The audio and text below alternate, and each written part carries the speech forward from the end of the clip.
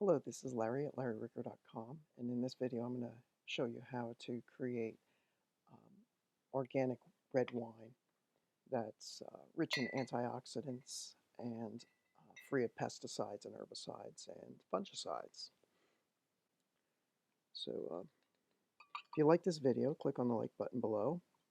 You can subscribe to my channel and check out my apps in the Apple App Store. They include Project Organizer, Project Organizer Pro, Job Hunt, Job Hunt Pro, Opportunity Organizer, Opportunity Organizer Pro, Class Organizer, Class Organizer Pro, and Student Organizer Pro.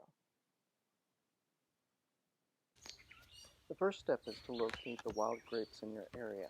If you forage for blackcaps, blackberries, raspberries, wild cherries, mint, walnuts, black walnuts, or hickory nuts, that'll be a great time to look for wild grapes.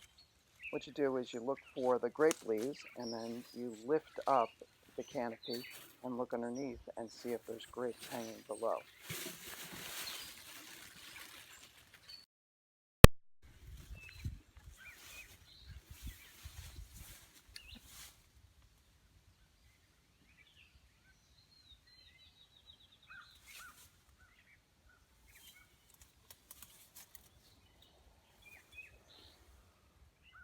The local farmer may regard wild grapes as a nuisance weed that grows on his forested lands and chokes out healthy trees such as fruit, nut, and berry trees. He can be a valuable resource to help you locate the wild grapes. He may be glad to have you remove them from his property. The goal of pruning is to reduce the greenery that pulls energy from the production of the grapes. The trimmed branches can be poked into the ground to start a vineyard. Just transplant them quickly and don't let the ends dry out before you plant them, or else they'll die. If they do start to die, you can trim them and get down to clean living vine and then stick them in the ground. I've only been successful in transplanting vines in the springtime, so if you're trimming during the summer or the fall, then I recommend just discard the branches and possibly burn them to prevent the production of mold. If you want to encourage the biodiversity in the area, then you don't have to do any of this, but if you want to control the competition, I recommend putting down landscaping cloth or using a weed whacker or a lawnmower regularly to trim back the competition. Grapes only grow on the second year wood, so keep that in mind when you're trimming. Leave 2 or 3 knots from the last year on any trimmed branch if you want grapes to grow on that shoot this year. Harvesting process consists of waiting until the grapes are at their peak ripeness. Do not be tempted to harvest them early. The results will be a bitter grape juice that no one will drink. Ideally, wait until the grapes are starting to raisin, and then you can maximize the sweetness. Destem the grapes and then crush them. The crushed grapes and the juice mixed together is called must, and the grape skins contain the yeast, so it's important not to separate the skins when you're destemming. Wild grapes are not commercially irrigated, so they tend to be smaller and less juicy, but they're very rich in flavor.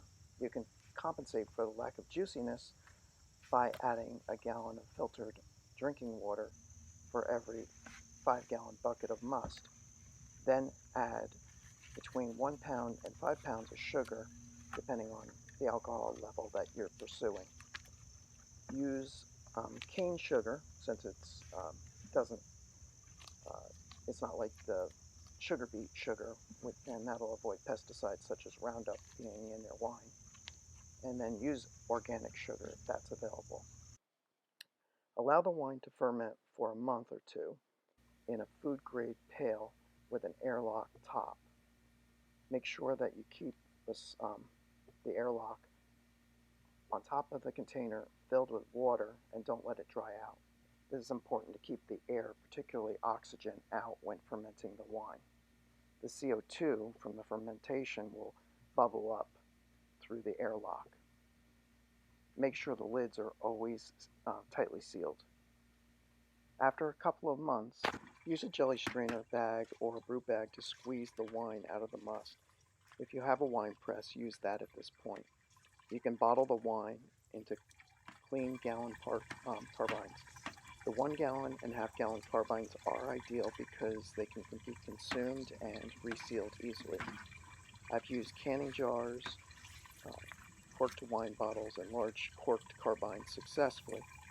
It is important to keep your corks wet so that they are sealed and do not let any air in. Store the bottles or the corked carbines on their sides to keep the corks wet and sealed. If you store your wine in a cool, dark place such as your basement, if the wine is allowed to heat up, it will start to double ferment, which because you haven't used any chemicals to kill the yeast. If the bottles are allowed to reheat, then the cork will pop out violently and then repaint the wall with a purple splash motif. So do not let your wine heat up.